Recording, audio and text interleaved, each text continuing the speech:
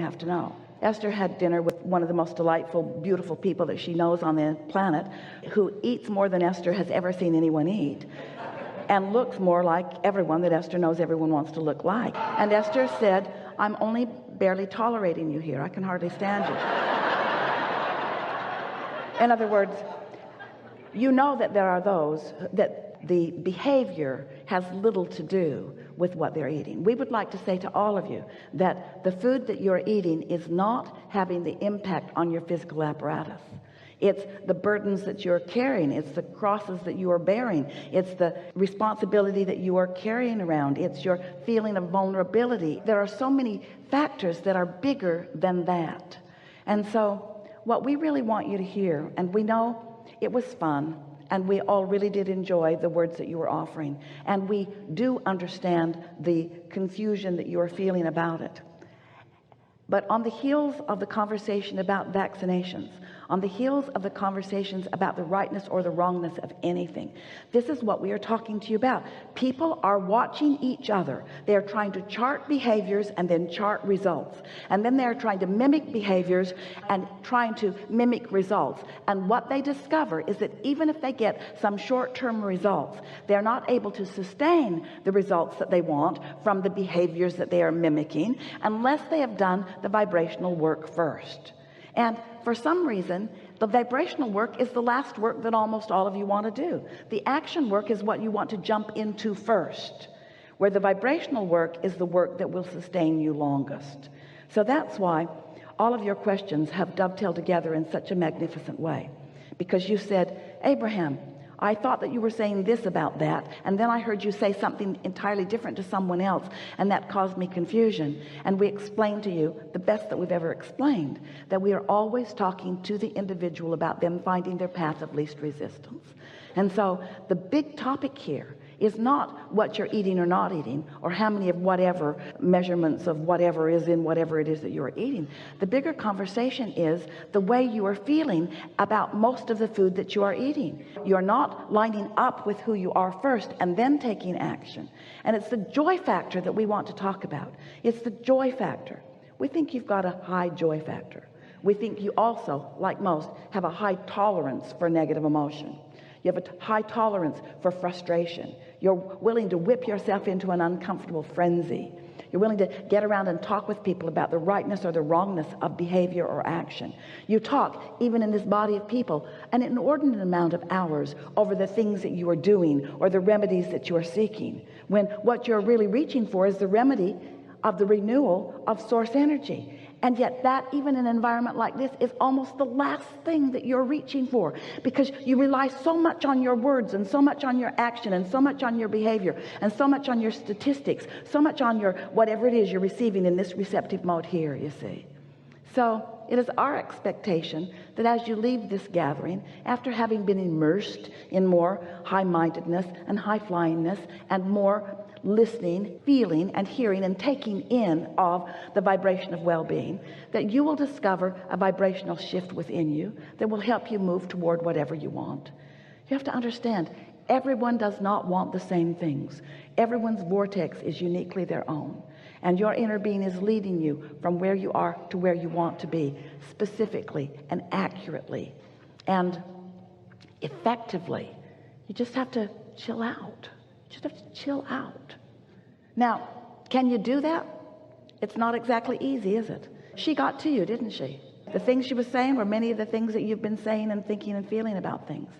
But we want you to leave here as energy renewing itself rather than physicality that is renewing itself. As you put that first, you'll be inspired to the behavior, and it will all fit together. It is our promise to you. Something more?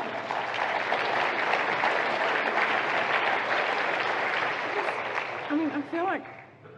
Because you cannot argue for your limitations, yeah, and leave them behind. Right. Yeah. So it's just about focus.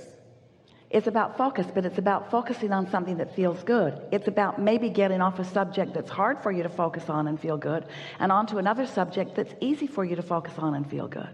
This is the thing that we think most of you don't know. It's this here, right here. This is the thing that you don't know, that when you know it, you're going to find so much release and so much relief and so much benefit. This is the thing that you do not know. You don't know that while you may have 5 subjects that are important to you, all 5 of those subjects are conducive either to alignment with your receptive mode or alignment with something less than that pure positive energy receptive mode. Stay with us. This is going to make sense in just a minute. So you could have 5 topics of importance in your life experience, 5 topics of importance, and one of them, whenever you think about it, could take you right to the receptive mode. But most of you don't think about that one because it feels done. Got that one whipped into alignment. You need to work on the others. But when you work on the others, you just hold yourself out of the receptive mode. So you could take anything that causes you to feel good and focus upon it, and then you would accomplish the only thing that matters, which is the receptive mode. The receptive mode. And when you're in the receptive mode, then as you move through life experience, then it's fun, then you're clear, then you're inspired, then you get momentum going. So what is it that causes humans, let's just poke around in this just for a little bit, what is it that makes you want to take the issue that is not working and get it working? Because while it is the human way to find a need and fill it, and find a problem and fix it, for marks on the chart or for justification or for expression of worthiness or whatever, what if none of that were relevant? What if you were already understood as worthy? What if that was already accomplished, so that the things that you were thinking about were not to solve problems, but for the pleasure of thinking about them? What if you got 5 subjects in your life? Let's say one of them is money, and you want to be prosperous, and you are to some degree, but you do not have the latitude in your budget to do all of the things that you want. So there is some resistance, some hindrance, some holding back, some worry, some struggle in the subject of money. Let's say that another subject is relationships, and let's say that you have many relationships that are satisfying to you, but the specific relationship that is important to you is not where you want it to be. And so there's some worry, and there's some concern, and there's some blame, and there's some discomfort in that subject. And let's say another subject is the subject of your passion. Let's say you have something that you like to do. Maybe you like to sing, or maybe you enjoy dancing, or maybe you like to paint onto a canvas. And while you know that there will always be more expansion and evolution on every topic, this is something that when you are experiencing it, it is so satisfying and so fulfilling, and you feel so much enthusiasm while you are doing it. And let's say that there's another subject of family or loved ones, maybe your own children, maybe people who are up close to you, and most of them are doing all right, but all of them are complaining about one thing or another. So you have all of these choices of things that you could think about.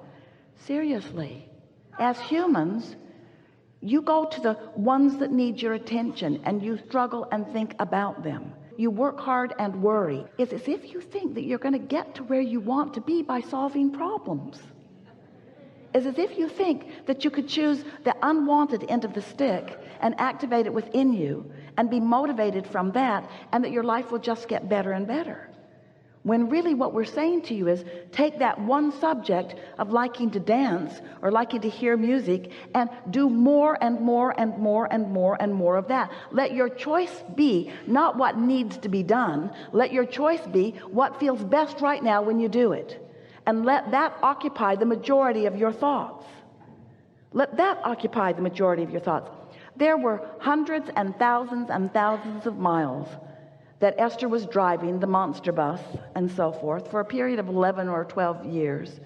And while she was driving the monster bus, while there was plenty to see that was pleasurable, so much of the time when she was driving at night, or when she was driving in areas of more desolation, she fantasized about the treehouse.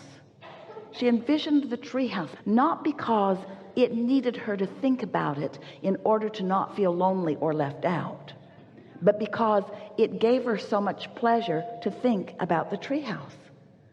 Sometimes she would reconstruct it. Sometimes she would make it, instead of 3 stories high, in her mind she would make it 10 stories high. Sometimes she would go get beautiful crystals and glass, and she would tie them on fishing wire, and she would screw them into the ceiling, and then she would watch the sunlight come in, and she would see the rainbow in the treehouse. In other words, anything. You want to think your thoughts for the pleasure of the thought, not for the practical nature of the thought. You want to think your thought for the vibrational quality of the thought, not for the construction of the thought. Are you following us?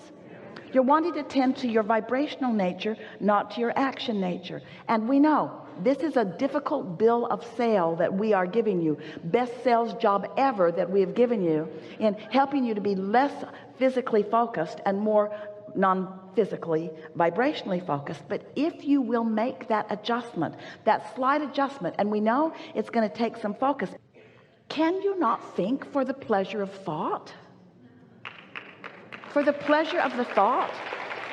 For a while, when we were encouraging focus wheels, we talked about them as a way to shift energy. But soon as we observed you with your focus wheels, we found you trying to solve problems with them. So it was defeating its true purpose. The true purpose of the focus wheel is to find something that is pleasurable and then focus upon the pleasure of it longer until it fills out into more and more and more and more detail. You see what we are getting at? So Esther was saying to us this morning as she was getting ready to come down how much she likes the practical nature of these conversations, how much she likes it when you have something that you're living that you want to talk about, and we're able to talk about it in a practical nature. And we said to Esther, we're not going to be practical for the remainder of this gathering, because we're not going to talk about what you're doing or the action that you're taking. We want to be incessant and obsessed with the subject of you finding the vibrational basis of things, because everything else will follow that. And so if we have to tell you 100 or 200 or 300 or 400 or 500 more times in the hours that are before us, we want to continue to ask this question until the answer that comes forth from you comes easily from you. Do you think thoughts for the pleasure of the thought? When we say you create your own reality, do you realize what you often do? You use your thoughts to work. You try to work with your thoughts the same way that you try to work with your action. But when we say you create your own reality, and you've already created a reality, a magnificent vibrational reality that is working for you, that is gestating for you, is growing for you, is evolved for you, is expanded for you, and is ready for you.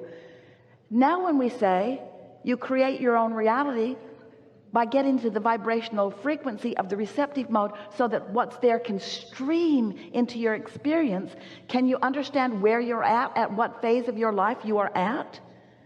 Can you understand that you could stop the struggle, that you could stop trying so hard, you could stop trying to define everything, you could stop deliberately doing step one? You did such a magnificent rampage of step one. I know this, and I know this, and I know this, and I know this, and I know this, and I know this, and I know this, and I know this, and I know this. Just a repeating of so much that you've already put there. That's step one. You can let that go. That's step one. The vortex knows who you are and what you want. Now you must find pleasure in your thoughts if you are to be the receiver of the benefit of the impulse to lead you to where you want to be. Could it be more clear than that?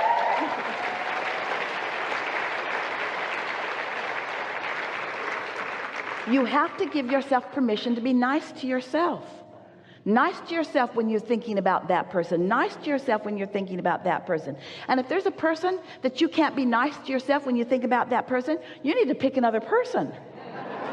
In other words, it's not your job to change anybody or to fix anybody, and it's not even your job to change your mind about anybody.